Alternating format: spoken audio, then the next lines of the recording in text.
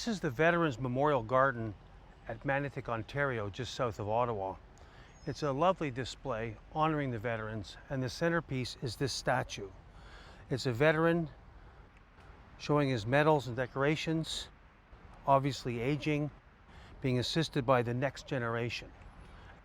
And you can see the respect between the generations of the freedom won and the assistance given.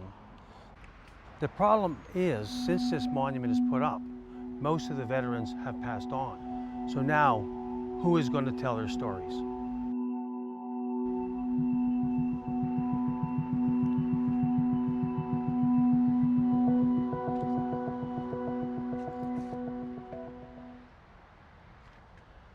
This is the War Memorial in Manotick, Ontario, just south of Ottawa.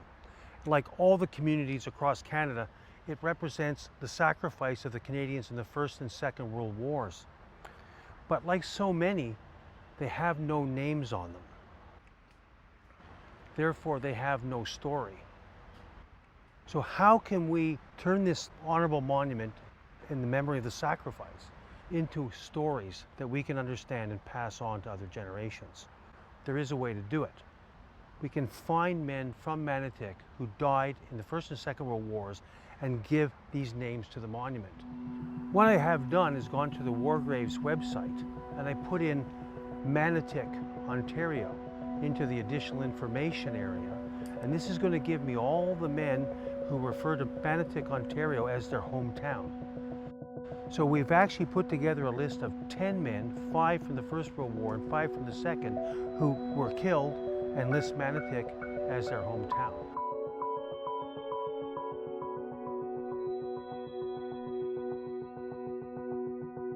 We now have 10 names to add to this monument.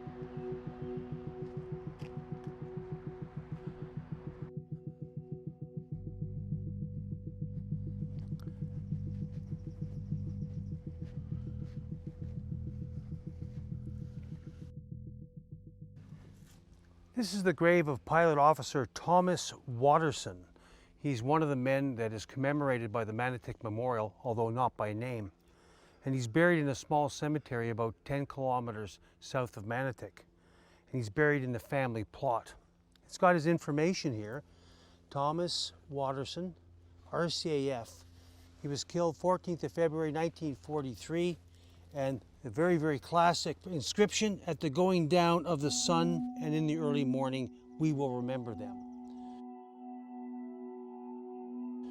He was flying out of Dartmouth, Nova Scotia at 145 Squadron, flying Hudsons on a navigational training mission with 5 others on the plane, including 1 American and a civilian.